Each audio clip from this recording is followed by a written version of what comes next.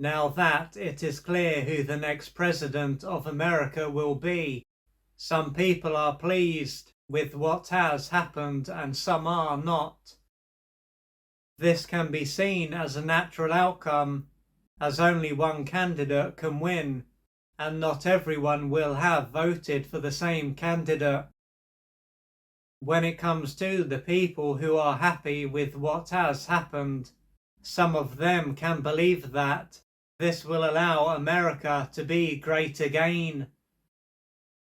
After going in the wrong direction for many years, then it will start to go in the right direction. However, when it comes to the people who are not happy with what has happened, some of them can believe that America will go in the wrong direction. After going in the right direction for many years, all this progress will be lost. Based on this, although these people will be living in the same country, it can be as though they are living in different countries.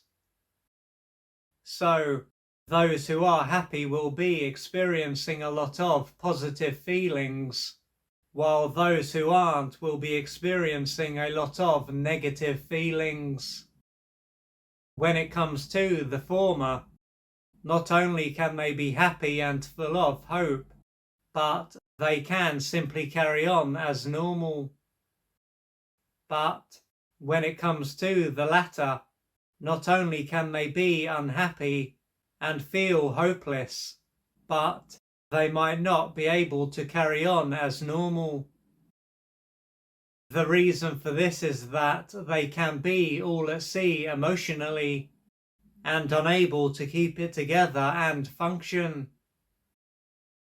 When it comes to what is going on for them at an emotional level, along with feeling hopeless, they can feel angry and enraged, helpless, and be full of fear, anxiety, and even terror.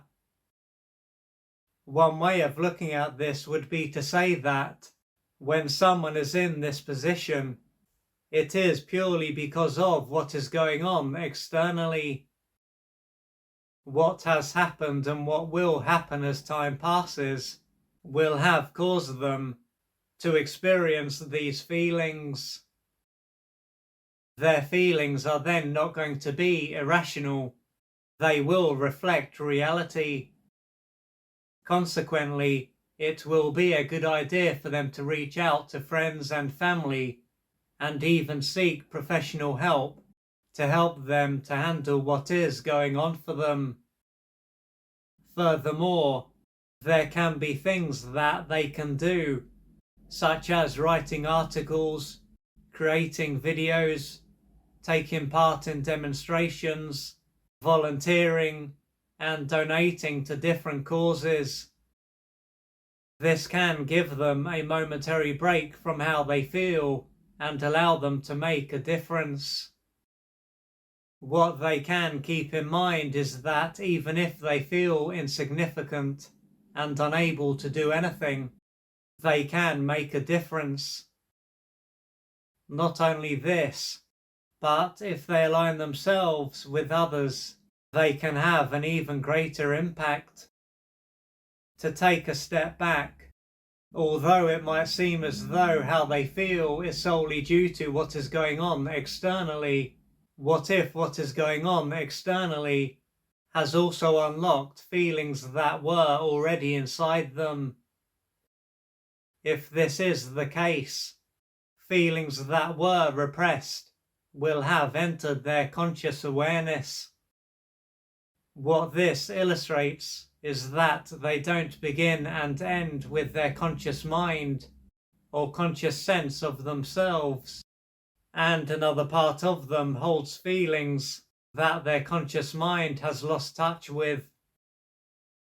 So, thanks to the inner material that has been unlocked, it will be harder for them to handle what is going on. If they were to become aware of this, they could wonder where these feelings have come from. These feelings can be a consequence of what they have experienced as an adult and during their formative years. They will then have had experiences where they felt overwhelmed, and as they were unable to face and process how they felt, their brain would have repressed how they felt. If, for example, their early years were a time when they had a parent or parents who were emotionally unavailable and out of reach, they would have been greatly deprived and deeply wounded. Thus, regardless of whether they were also often physically harmed and verbally put down, they would have often felt overwhelmed.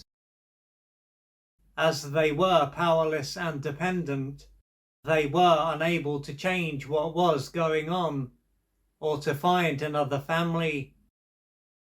Their only option was for their brain to repress how they felt and for them to gradually leave their body. The years would have passed and their conscious mind would have forgotten about what happened, but the pain and arousal that they had to repress to handle this stage of their life will have continued to be held in other parts of their brain and body. Moreover, what took place will have left them in a disconnected and fractured state.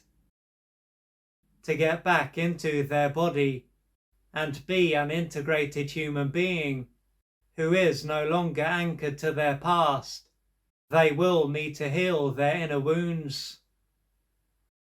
This is also likely to allow them to be more resilient, resourceful, and less reactive. What this shows is how someone's emotional history has an impact on how they feel in the present moment, even if they are not consciously aware of this history, and on how they perceive reality. The trouble is that, as someone can be deceived by their brain into believing that how they feel is purely caused by what is going on externally, their unresolved emotional history can remain unresolved. They will then be caught up in what is going on externally and stay in a disconnected and fractured state. The outcome of this is that they are likely to continue to be re-traumatized.